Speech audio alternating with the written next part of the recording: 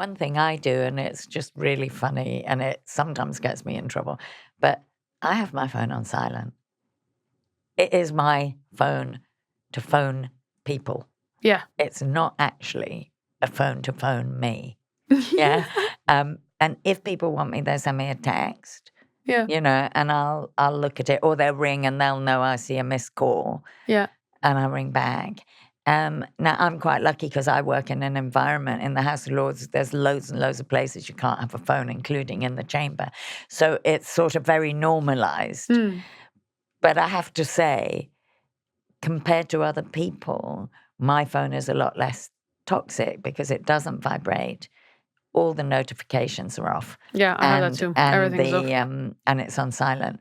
And every now and again, I miss a call that I'd rather have taken in real time, but not very often. No, and it gives you time to think in between, and that's the time we're not giving ourselves anymore. Yeah.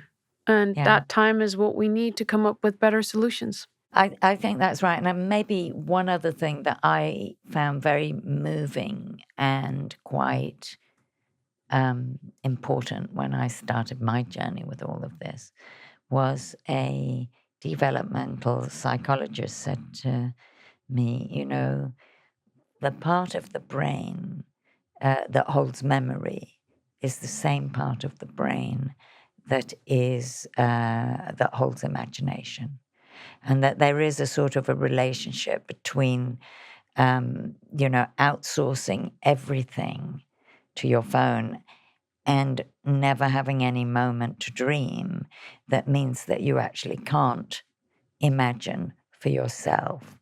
And so, I am very much for using tools and, as a filmmaker first, we've discussed that. I like technology. I use technology. You can create with technology.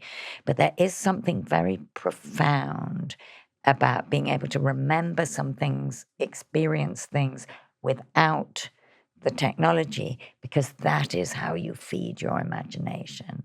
And I think that if you're not persuaded by other things, that's a very persuasive human argument, because, imagining something for the first time is one of the most satisfying, delicious sort of things in life, that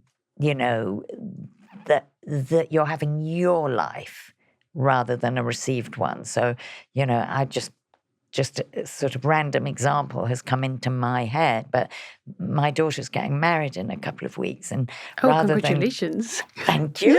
I'll pass them on. Yeah. But there's one version of events that says you look at every single image of every single bride, and you look at every blog, and you see what the thing, and you have a wedding today.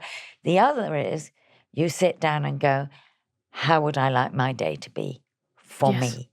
And some of it might come from her experience and her memory and her childhood and her relationship and her falling in love, and that she might make her special day out of all of that, as well as these other things that are received. And I think that's a very good example of what you miss if you're always on.